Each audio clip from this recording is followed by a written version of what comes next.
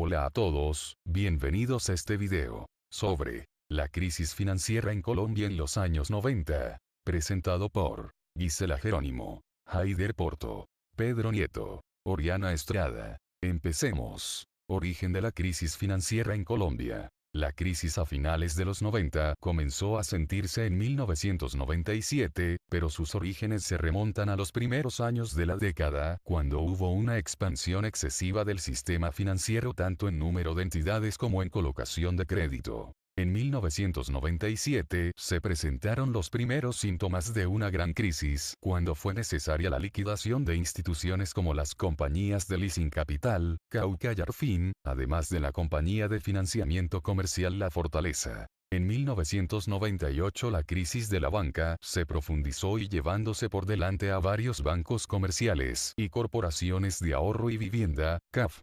En octubre de ese año fue intervenida Gran Ahorrar, una de las CAF más importantes del país y la primera entidad que había nacido bajo el sistema UPAC en 1972.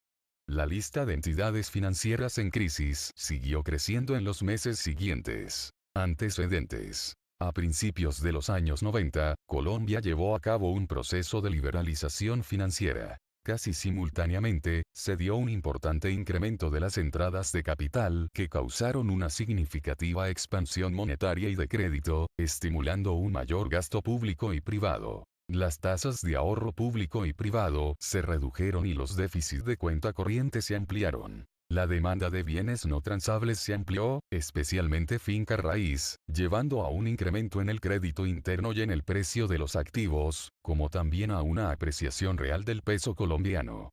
Crisis financiera. Entre 1997 y 1999 se produjo una reversión de los flujos de capital y un deterioro de los términos de intercambio, que llevó a una fuerte reducción del gasto agregado y a la eliminación del déficit en cuenta corriente. El Producto Interno Bruto cayó más de 4% en 1999 y los precios de la finca raíz se contrajeron cerca de 27% en términos reales. La reversión de los flujos de capital afectó al sistema financiero a través de la reducción en la liquidez con el consecuente incremento de sus costos de fondeo. El aumento en las tasas reales de interés aunado a la caída en términos reales de los precios de la finca raíz, aumentaron la carga financiera de los hogares, incrementando el monto de la cartera vencida y afectando los índices de solvencia de los intermediarios financieros. Una de las mayores entidades hipotecarias privadas y una importante entidad hipotecaria pública sufrieron quiebras.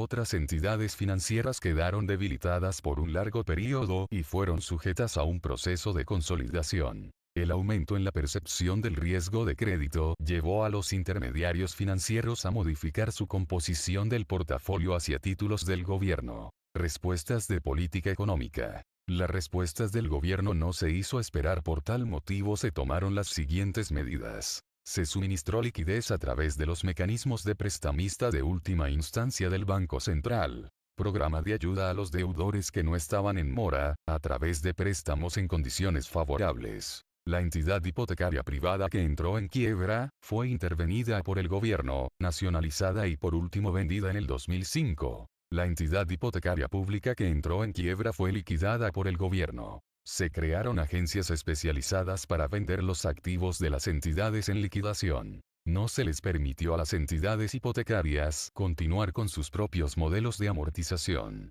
Se impuso un máximo del 70% a la relación entre el monto del préstamo y el valor del activo. La Corte Constitucional también adoptó decisiones cruciales con respecto a estos temas, como redujo las tasas de interés sobre los préstamos vigentes e instruyó al Banco Central para que estableciera una tasa máxima de interés para este tipo de préstamos. Modificó la fórmula de indexación de las tasas de interés para los préstamos hipotecarios, desvinculándola de la tasa de interés de mercado y la relacionó exclusivamente con la tasa de inflación observada.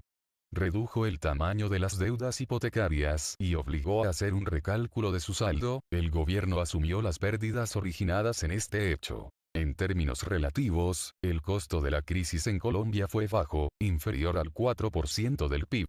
La evidencia internacional indica que el costo de las crisis oscila entre 7,3% entre el 9,7% del PIB.